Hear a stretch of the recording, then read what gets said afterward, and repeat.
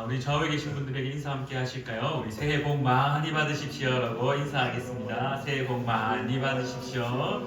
네, 2026년도가 이제 시작되었습니다. 시간이 참 빠른 것 같습니다. 정말 빠르게 지나가는 것 같은데요.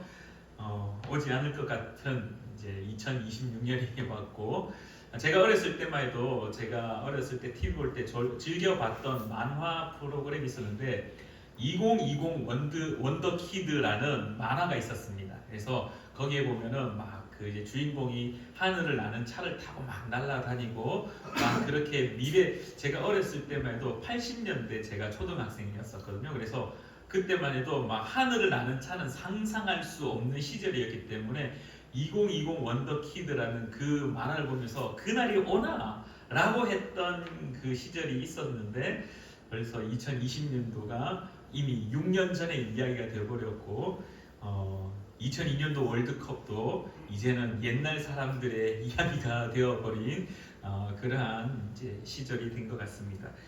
26년도 한 해도 주님께서 주시는 그 은혜로 살아가기를 간절히 축원합니다. 여러분들 그 로또 사셨습니까? 새해 첫 시간인데 로또 사셔야 되지 않습니까? 제가 이제 휴대폰을 딱 켜서 인터넷을 딱 시작하면은 네이버에 첫 화면이 딱 뜨는데요. 제가 뭘 검색하고자 한 것도 아니고 제가 뭘 누른 것도 아니고 그냥 첫 화면에 딱 제일 먼저 그냥 네이버를 딱 켰을 뿐인데 첫 화면에 뭐가 떴냐 하면은 2026년 재물운을 가진 출생 연도가 딱 뜨는 겁니다. 어떻게 했을 것 같습니까? 제가 봤을 것 같습니까? 안 봤을 것 같습니까? 저 희한하게 손이 이렇게 저도 모르게 손이 이렇게 툭 가더라고요. 희한하게 이렇게 화면을 싹 쓸어 올렸는데 참 감사하게도 1978년이 거기에 빡 이렇게 있더라고요. 그래서 참 제 속으로 저를 참 많이 질책하면서 참 많이 웃었습니다.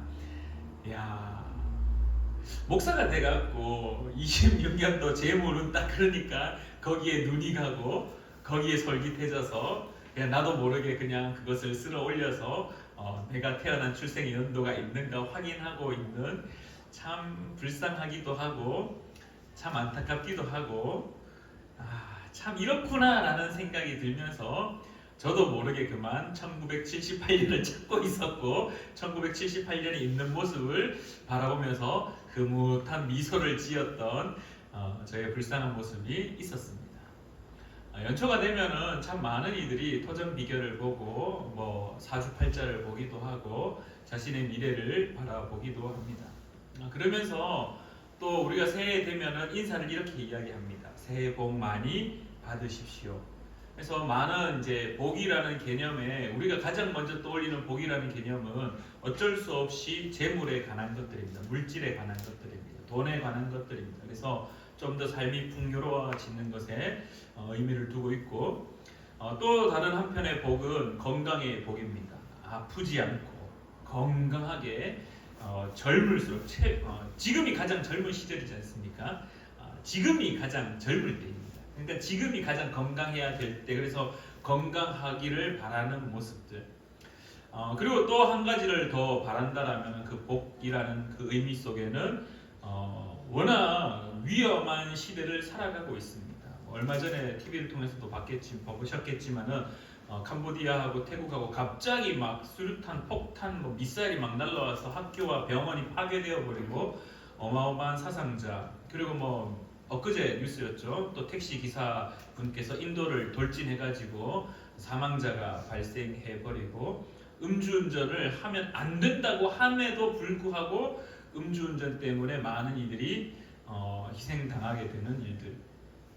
그래서 그러한 재난들, 내가 어떻게 할 수 없는 내 힘으로 맞서서 이겨낼 수 없는 불가항력적인 그런 재난들이 내 삶에 있지 않기를 바라는 것들 역시 복의 한 모양입니다. 근데 이거를 우리가 한번 잘 살펴보면은 우리가 복을 바라고 로또가 되기를 바라고 우리가 좀 더 건강해지기를 바라고 우리가 어떤 재난으로부터 피할 수 있는 것들을 구하는 것은 반대로 생각해 보면은 불완전하고도 불안한 그 미래가 있기 때문이라는 생각이 들었습니다.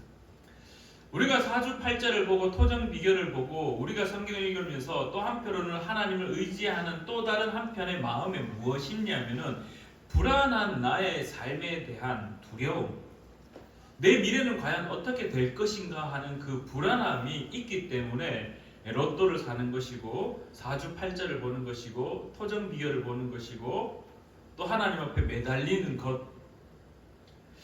한편으로 이 삶의 불안한 것들, 미래의 불확실성 때문에 우리는 늘 복이 있기를 추구합니다. 안전해지기를 바라고 삶이 좀 더 편리해지기를 바라고 좀 더 건강한 삶으로 영유하기를 원하고 좀 더 나에게는 어려움이 닥치지 않기를 바라는 모습을 꿈꾸고 있습니다. 그래서 우리는 새해 때 인사를 합니다. 새해 복 많이 받으십시오. 돈 많이 버십시오. 늘 건강하십시오. 어려운 일이 없도록 당신의 삶 가운데 행운이 넘쳐나기를 바랍니다. 그래서 명절 때마다 우리가 새해 때 세배를 할 때도 어른들께서 덕담으로 돈 많이 벌어라라고도 이야기하고 건강해라라고 이야기하고 아픈 일 없고 병원 갈 일 없고 아무 문제 없는 무탈한 삶이 되어라라고 인사를 덕담을 해주십니다. 그 이면에는 언제든지 우리는 불안한 자의 삶이 있기 때문인 것 같습니다. 근데 세상도 삶의 불안에서 그렇게 미래를 알고 싶어하고 그것에 관심을 두고 그것에 초점을 두고 그것에 목을 메고 점을 치고 무당들에게 찾아가고 구슬하고 하는 모든 행위들, 오늘 그리스도인들에게 있어서 특별히 2026년을 시작하는 첫 주일을 준비하면서 우리 성도님들은 어떤 마음을 품고 살아가고 있을까? 우리는 어떤 마음으로 이 2026년을 살아가야 될까? 우리는 2026년을 시작할 때 어떤 걸음을 걸어야 될 것인가에 대한 질문 앞에 오늘 저와 여러분들이 나눌 말씀은 시편 128편 1절 말씀입니다. 오늘 1절 말씀에 이렇게 성경은 말하고 있습니다. 여호와를 경외하며 그의 길을 걷는 자마다 복이 있도다라고 이야기합니다. 먼저 우리가 깨달아야 될 것은 이 복의 의미에 대해서 함께 고민을 해 보고자 하는데요. 복이라는 것은 물질들, 그 다음에 건강들, 앞서 언급드렸던 그러한 이제 우리의 삶이 좀 더 편리해지는 것, 우리의 삶이 좀 더 풍요로워지는 것, 우리의 삶이 좀 더 넉넉해지는 것만이 복이냐라고 묻는다라면은 그거는 우리가 살아가고 있는 이 시대가 말하고 있는 일반적인 복의 개념입니다. 그러나 성경에서 말하고 있는 복의 개념은 조금 다른 것 같습니다.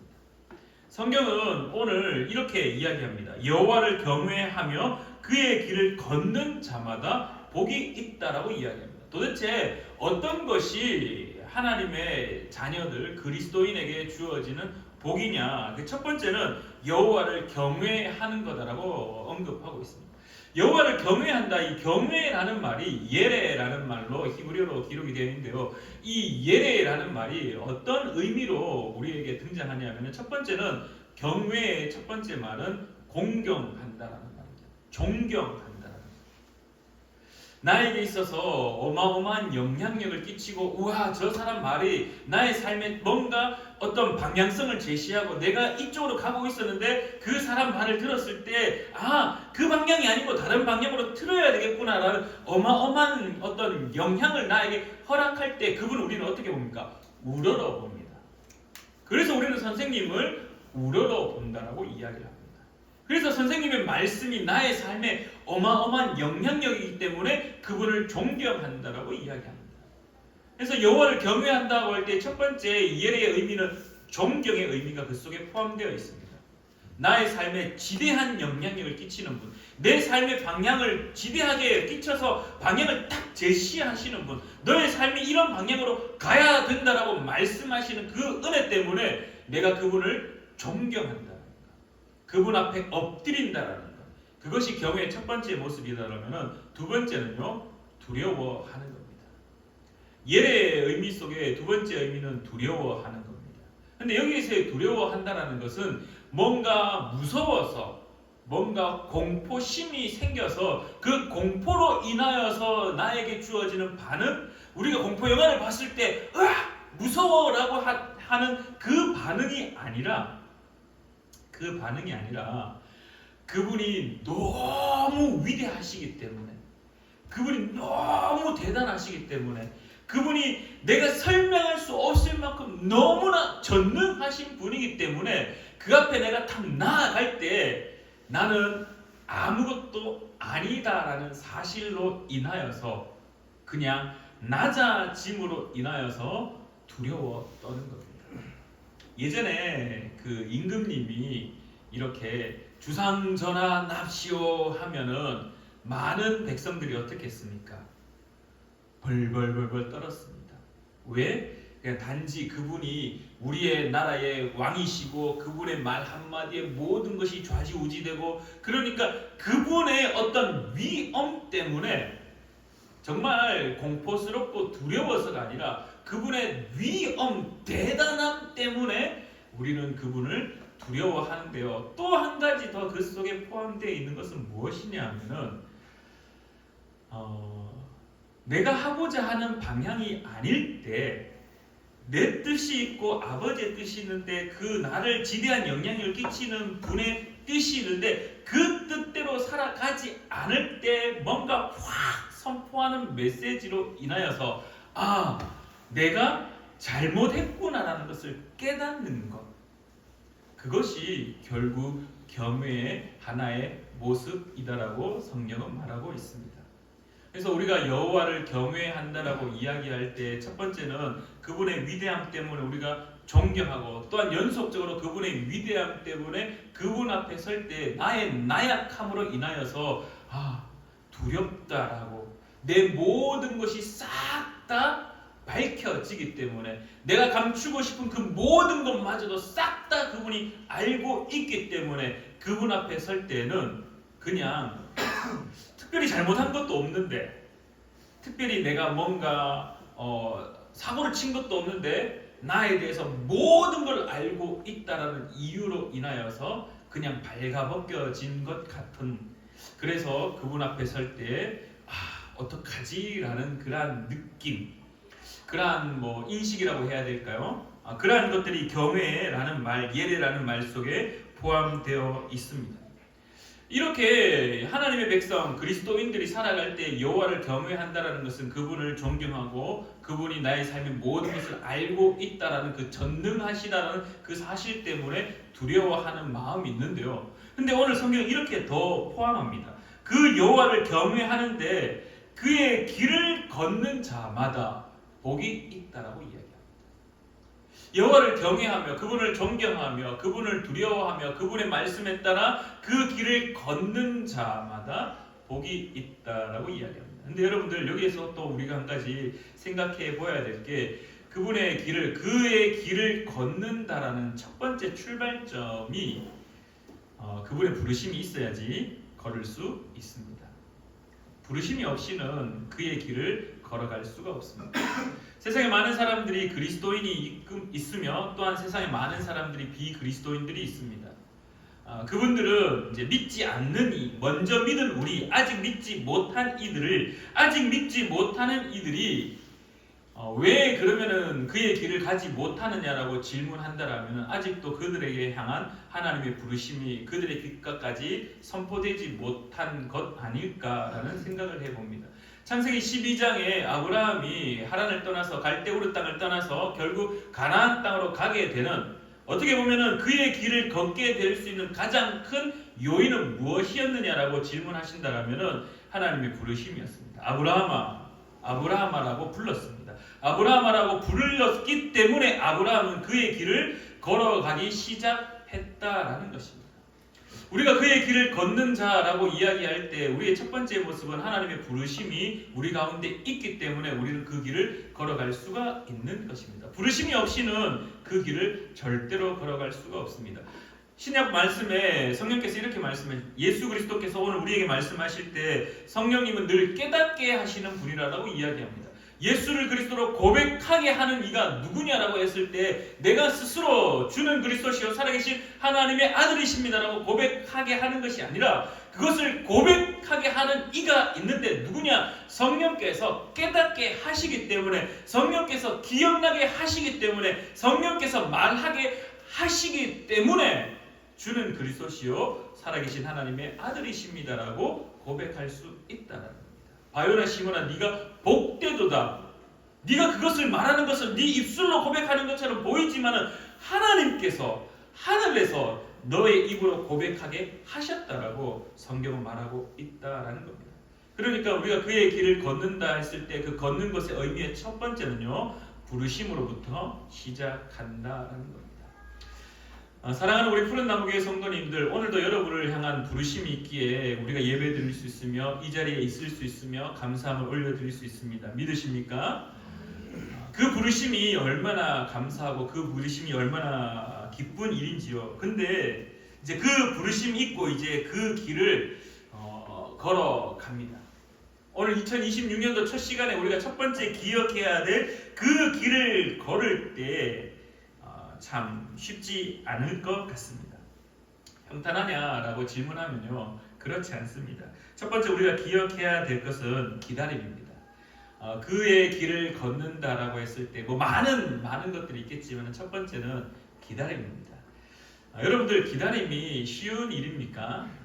기다림은 사실 쉽지 않습니다. 제가 요즘에 이제 지훈 형제가 저희 교회 와가지고 항상 예배를 드리고 이렇게 버스를 타러 갈 때 항상 이제 휴대폰에서 버스 시간을 이렇게 보고 확인하고 갑니다. 그래서 이 추운 겨울이기 때문에 버스 시간 딱 보고 5분 뒤에 도착하네, 이제 나가면 되겠다, 이렇게 해서 지난번에는 3분 남았는데 우리가 막 걱정을 했거든요. 3분 남았는데 탈 수 있을까?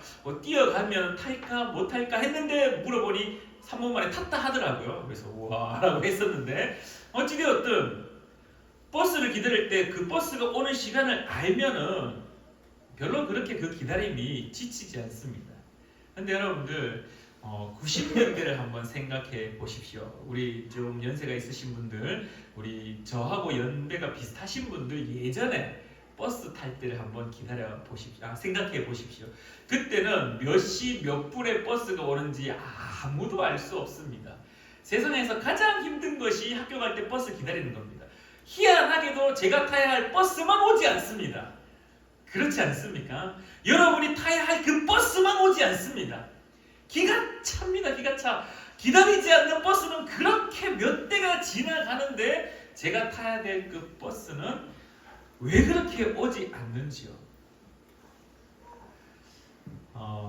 기다림이라는 것은 이제 정해져 있는 시간, 딱 약속된 시간이 있으면은 사실 그렇게 힘들지 않습니다. 그렇게 힘들지 않습니다.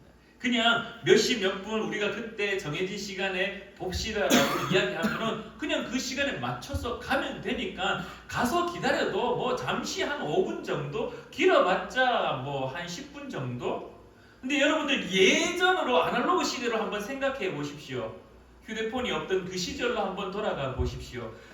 얘야, 대구백화점 앞에서 3시에 보자. 하염없이 기다립니다. 3시에 나타나지 않으면 나타날 때까지 기다려야 됩니다. 그게 우리의 아날로그 시절의 감성이었습니다. 한일극장 앞에서 5시에 보자. 영화 시간은 다 돼가는데 얘는 나타나지 않습니다.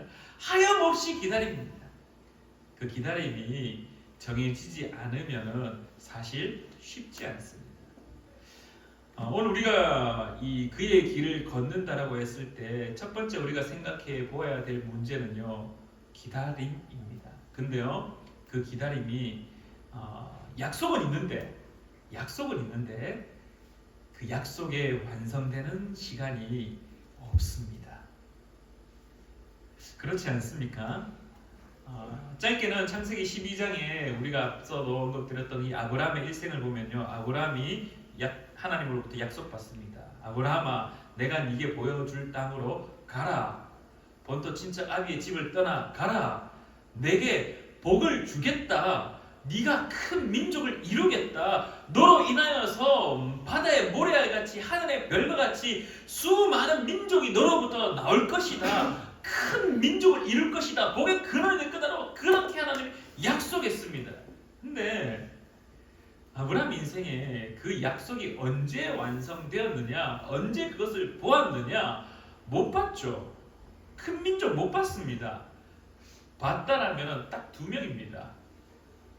이삭과 이스마엘, 딱 2명입니다. 그것도 다 늙어갖고 인생의 막바지 시절에. 그러니까 아브라함이 어떻게 합니까? 중간에 외도하죠. 외도에서 태어난 아들이 누구였습니까? 이스마엘이지 않습니까? 그리고 또 한 번 더 외도합니다. 엘리에셀을 자기 허벅지 밑에 딱 손놔라 그래가지고 자신의 모든 재산을 다 주려고 막 하기 일보 직전이었습니다. 왜? 약속은 있었는데 기다림이 너무나 지치니까. 이러다가 내 집안이 그냥 다 끝이 나겠구나. 그래서 엘리에셀 그 종에게 모든 재산을 다 물려주고 집을 가업을 이을 수 있도록 하려고 했었습니다. 그래서 하나님이 또 나타나죠. 근데 어떤 결과물을 보여주는 것이 아니라 약속만을 이야기합니다. 내가 너에게 약속하지 않았느냐? 내가 너에게 약속하지 않았느냐? 하늘을 봐. 하늘에 있는 별과 같이 저 바다에 있는 모래알 같이 내가 약속하지 않은 또 약속만 합니다. 오늘 살아가고 있는 저와 여러분들 마찬가지입니다. 우리가 그리스도인으로서 삶을 살 때도 동일한 약속을 받습니다. 주께서 나와 항상 함께 한다라는 그 약속, 우리의 삶 가운데 함께 하신다는 그 약속, 또 더 크게 포괄적으로 본다라면은 주께서 이 땅 가운데 재림하셔서 하나님의 나라가 완성되어지는 그 시간을 우리에게 약속하셨습니다. 그래서 많은 신학자들이 이렇게 이야기합니다. 이미 시작되었지만은 아직 완성되지 않은 그 긴장의 상태에 우리가 살아가고 있다라고 이야기합니다. 근데요, 시간이 지나면은 이 긴장도 만성이 되면요 지쳐버립니다. 지칩니다. 지치면 무엇 하는지 아시나요? 외도합니다. 지치면요 26년도 재물운에 손가락이 가게 되어 있다니까요. 지치면요 어디를 가느냐? 사주팔자 보러 가게 돼 있다. 지치면요 점 보러 가게 되고, 지치면요 젊은 애들이 그 타로 카드 재미삼아지만은 반대로 지쳤기 때문에 그런 것에 손을 내밀 수밖에 없다는 겁니다. 그리스도인의 삶은 기다림의 연속입니다. 기다림의 연속. 지칠 때가 너무나 많습니다. 그럼에도 불구하고 오늘 성경 우리에게 무엇을 말씀하시느냐 하면은 그의 길을 걷는 자가 복이 있다라고 이야기합니다. 약속은 주어졌습니다. 하나님이 너의 인생 가운데 함께 하겠다. 내가 2026년도 너와 동행하겠다. 약속하셨습니다. 근데 그 약속은 있지만 이제 시작이니까 지금은 막 신앙이 막 다시 텐션이 막 올라가는 시절입니다. 왜? 시작하는 시절이니까. 약속을 막 직접 지금 막 받았으니까 그 약속이 지금 당장 이루어질 것만 같아서 그 기쁨과 그 감격이 있으니까 열심히 주님 앞에 엎드립니다. 근데 약속의 완성이 자꾸 딜레이 됩니다. 자꾸 연착합니다. 비행기가 와야 될 시간은 와야 되는데 자꾸 딜레이 됩니다. 공항에서 기다리는 시간이 얼마나 힘든지요. 지칩니다. 그러면은 다른 곳에 눈을 돌릴 때가 우리의 삶 가운데 너무나 많다라는 겁니다. 사랑하는 우리 푸른 나무교회 성도님들, 그의 길을 걷는다라는 것은 이러한 기다림의 연속에 여러분들은 어떻게 할 것이냐라는 질문이 우리에게 주어져 있습니다.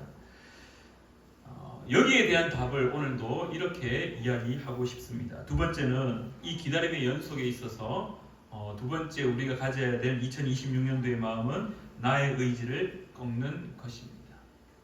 지칠 때 나타나는 것이 무엇이냐라고 이야기하면은 약속보다 더 큰 나의 의지가 스물스물 올라옵니다. 약속보다 더 큰 나의 생각이 스물스물 올라옵니다. 약속보다 더 큰 나의 뜻이 쫙 올라옵니다. 내가 지금까지 기다렸는데, 지금도 기다리고 있는데 아무런 답이 없네?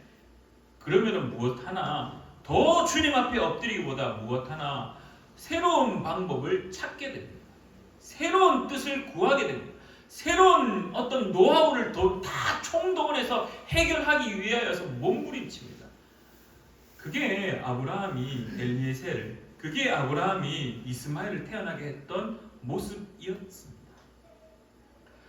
여러분들 사무엘상 15장에 보면은 우리가 너무나 잘 알고 있는 말씀입니다. 순종이 제사보다 낫고 듣는 것이 수장의 기름보다 낫다라는 말씀이 있습니다. 무슨 말씀입니까? 무슨 배경을 가지고 있습니까?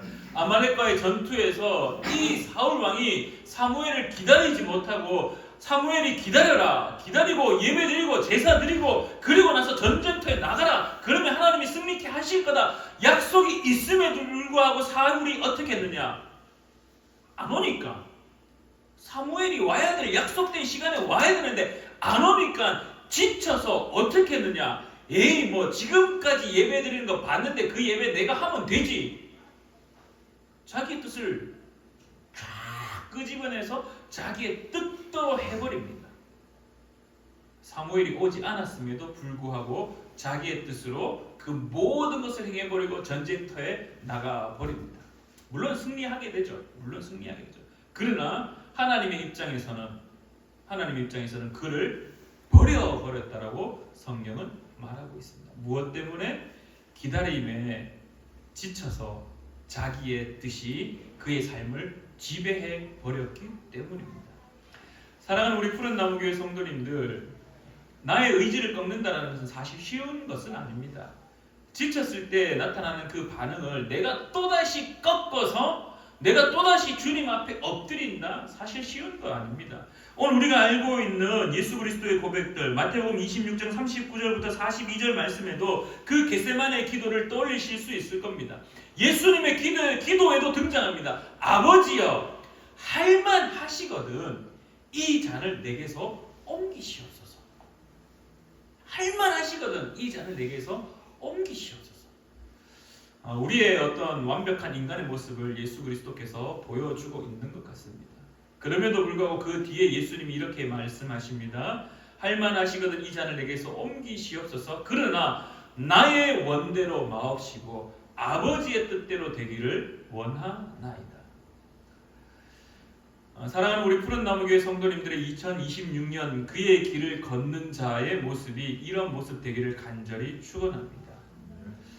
길을 걷는다라는 것은 하나님과 동행하는 것 맞습니다. 하나님의 약속을 믿고 그 길을 걸어가는 것 맞습니다. 근데 그 길이 쉽냐라고 이야기하시면 쉽지 않습니다.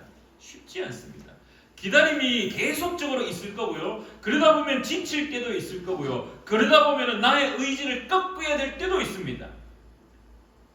그래서 우리는 교회를 다닐 때 듣기 좋은 말만을 구합니다. 위로되는 말만을 듣기를 원합니다. 근데요, 지칠 때는 한 번씩 확 도전의 말씀을 들어야 될 때도 있습니다. 근데 그 도전의 말씀을 들으면은 귀에 안 들어오죠. 그게 무슨 말이냐? 하나님은 계속해서 기다려라. 내가 너와 함께한다. 약속 있지 않냐? 순종으로 나와 함께 걸어가자. 힘든 가운데도 내가 함께하고, 너 어려워도 내가 함께하고, 너 어떤 무서운 일을 닥쳐도 내가 함께한다.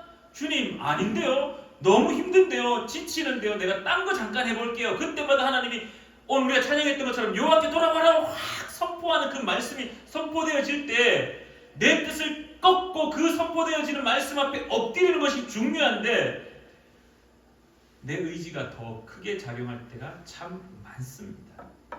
그렇기에 오늘 우리가 다시 한번 2026년을 시작할 때 결단하기를 간절히 축원합니다. 우리 찬양팀 좀 도와주시겠습니까? 말씀을 준비하면서 또 이 찬양을 들으면서 이 찬양이 오늘 우리의 고백이 되었으면 참 좋겠다라는 생각을 했습니다. 그래서 2026년도 한 해 동안 이 찬양을 우리가 함께 좀 배우고 고백했으면 합니다. 찬양의 제목이 나의 삶은 복되다라는 찬양입니다. 근데 이 찬양의 가사가 이렇게 고백합니다. 이 길을 알게 되어 나의 삶은 복되다. 부르심이죠. 부르심. 몰랐을 때는 그냥 내 마음대로 내 의지대로 살았습니다. 근데 창세기 말씀처럼 하나님이 아브라함을 불렀듯이 오늘 우리를 부르셨습니다. 이 길을 알게 만드셨습니다. 근데요, 쉽지 않습니다. 내 육신의 연약함을 깨달을 수 있게 됩니다. 그래서 두려워하는 겁니다. 담을 수 없는 큰 사랑 담아볼 수 있기에 나의 삶은 참으로 복되다. 그리고 그 다음 가사가 가슴을 후벼팝니다. 아버지의 때를 기다리며 내 원함을 꺾어도 보고 주의 뜻이 이루어지길 구하며 울 수 있어 영광이라. 이 길을 걷게 되어 나의 삶은 복되다. 신실하신 아버지를 의지할 수 있기에 영원하신 주의 나라 소망이 있기에 나의 삶은 참으로 복되다.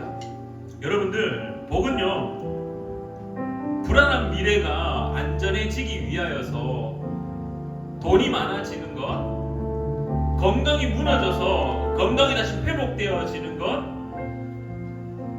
내가 어떤 힘으로 버틸 수 없는 불가항력적인 재난이 닥쳐왔을 때 그 재난을 피하는 것, 그거는 어떻게 보면은 복의 결과물들입니다. 복의 결과물들. 진짜 복은요, 하나님이 이 길을 걸어갈 수 있도록 우리를 부르신 겁니다. 그러면서 약속의 말씀을 주신 것, 그리고 그 약속의 말씀과 함께 걸어가 주시는 것, 동행하시는 것.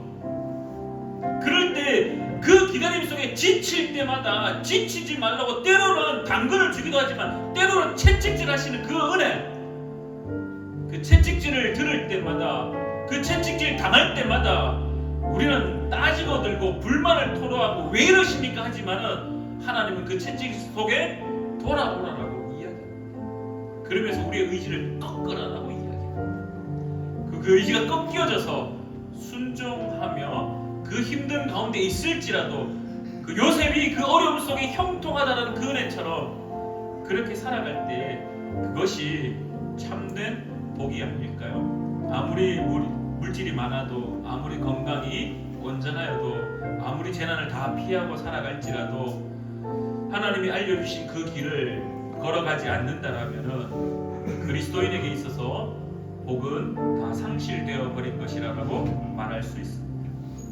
우리가 이 찬양을 함께 고백하시면서 이 길을 걷게 하신, 이 길을 알게 하신 그 은혜에 감사함으로 고백하며 함께 찬양